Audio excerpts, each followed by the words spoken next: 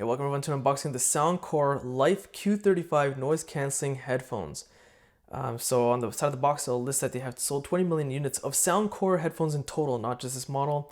The box lists a whole bunch of features that these headphones are capable of utilizing, but that type of details will be more in the review. The link to the review will be in the video description.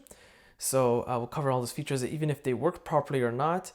But continuing on with the boxing itself, so very feature-rich details on the box itself, kind of eye-catchy if you're going to, like, say, Best Buy or something and looking to pick it off a shelf.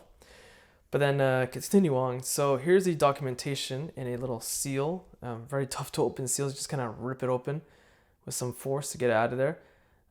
Two pieces of documentation. So I suspect it's the same as the Q45, which I unboxed.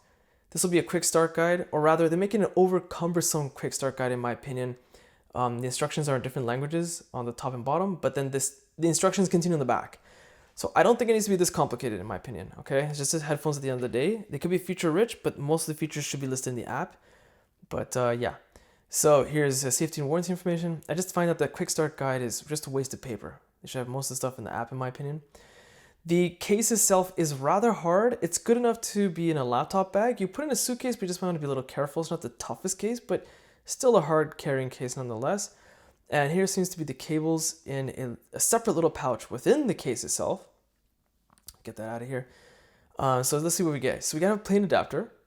Okay, pretty cool.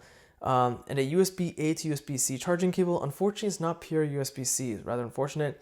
And an auxiliary cable, which has a button in the middle. So I'm assuming if the battery dies, can you use this to play pause music? Maybe. Pretty cool. I would assume that's what it's for, but I'll test that again. Information will be in the review video. Looking to see if there's anything else under the plastic brackets, but there's nothing. And here's the headphones themselves.